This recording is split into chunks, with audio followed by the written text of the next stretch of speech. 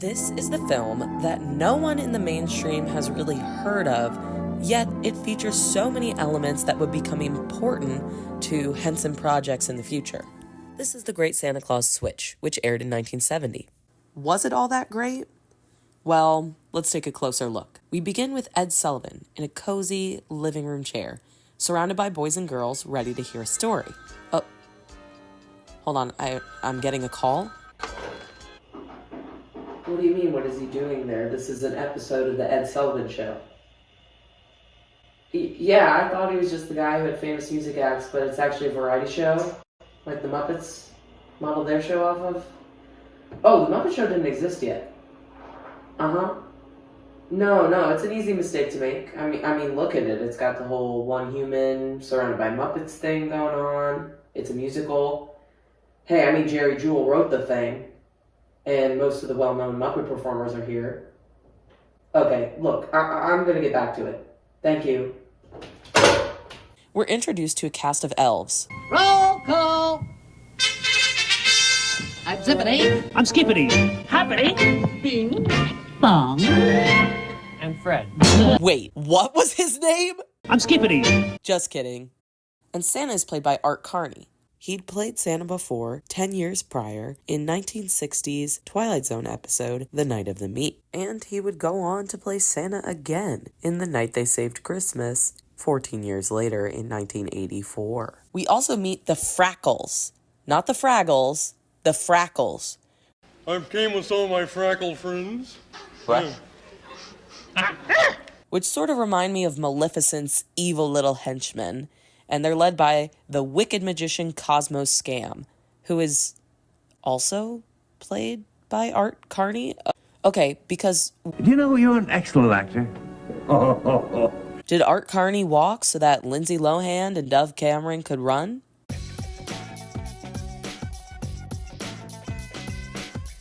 When was the first instance of split-screen body doubles and editing that would pull this stunt off?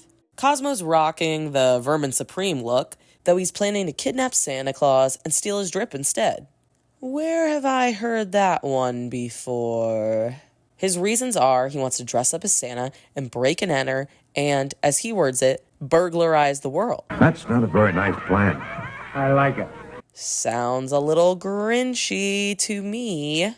Did you forget to go Christmas shopping for yourself? Well, here's a little something you can treat yourself to right now. If anything you find on my description or playlists interests you, then this might be one of your new favorite places to visit on YouTube. Daily uploads means there's always something new for you to discover here in the Amelia Archive. So Santa goes to the dungeon.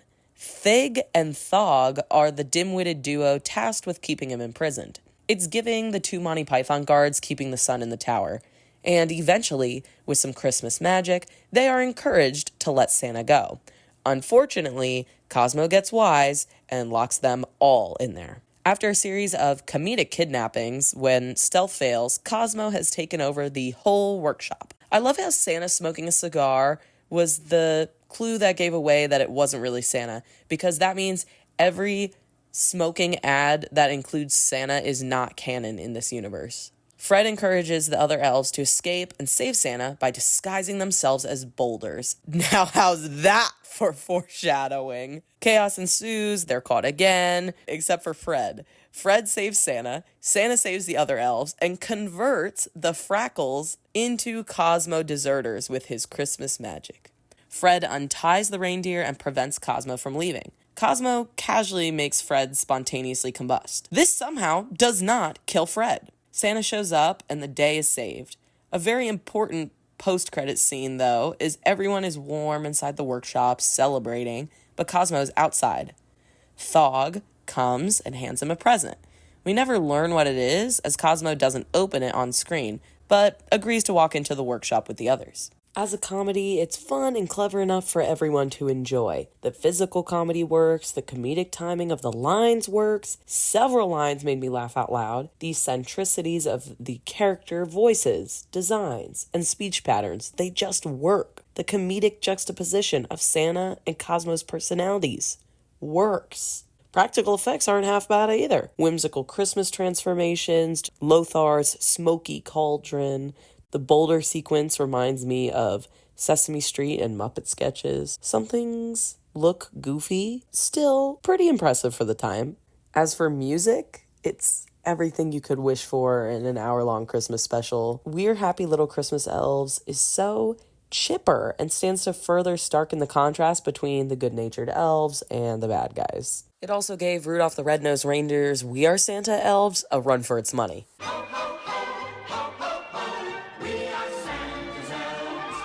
I Want to Help is sung by Fred, who is set up to be our underdog protagonist. He really is a lovable character, friendly, determined, brave, and Jim Henson's gentle voice, which shows hints of Kermit and Ernie, help characterize him. Gee, Santa, where have you been? It's during his delightful yet distracted singing that Santa gets scooped up by the bad guys.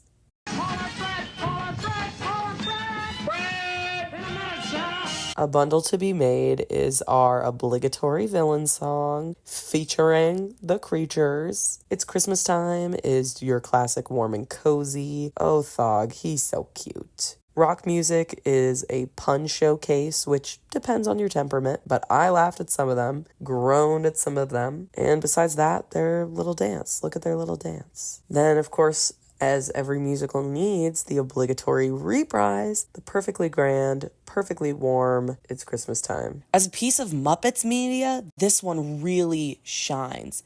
It is rich with origin stories that show us so much of what would define their later projects. The biggest one people know about is Snarl the Matchbox/Cigar Box Muppet is the puppet design for Gonzo. Snarl and Gonzo are separate characters, but their striking resemblance could mean that Gonzo is actually, canonically, a Frackle, and not just a whatever. We at least know he's definitely not an alien, because Muppets from Space was retconned or was never canon to begin with. It's absurd hearing Richard Hunt's voice coming out of that mouth when we're so used to hearing David Goals. Here it is, boys. Thank you. You do good work, fella. You criminal. This is actually Richard Hunt's first time working with the gang. As Muppet people know, he would become integral to the cast going forward. He's just everywhere. I'll just show a picture. He's everywhere, bro. Of course, we get Thog's origin story. He's a lesser-known Muppet, but he's a walk-around character done by Jerry Nelson. Thog is actually a Frackle. Yes, he's actually a very large Frackle. He was significant, especially in the early days of the Muppets, and as you can see, invited to talk shows and whatnot. He really went under the radar for a little bit, but they remade the suit for the 2011 Muppets movie. Fig, who was played by Frank Oz, it seems like Fig would have returned and been a regular duo with Thog, but only Thog stuck around, and it seems that the reason is Oz's disdain for the full-bodied Muppet costumes. He apparently did not like those. Lothar would make some small cameos with an updated appearance as ensemble cast, but he would never really appear again. But something about his creepy design calls to mind those dark fantasy passion projects that really called to Jim, like Labyrinth and the Dark Crystal. You have the Frackles, which a number of them return as main ensemble cast for the Muppet Show. The Frackles do seem quite similar to Fraggles in their name, but also their underground habitat, their buggy eyes, beaky faces, and the communal thing they've got going on. Maybe they're related, but evolve differently over time, with Fraggles having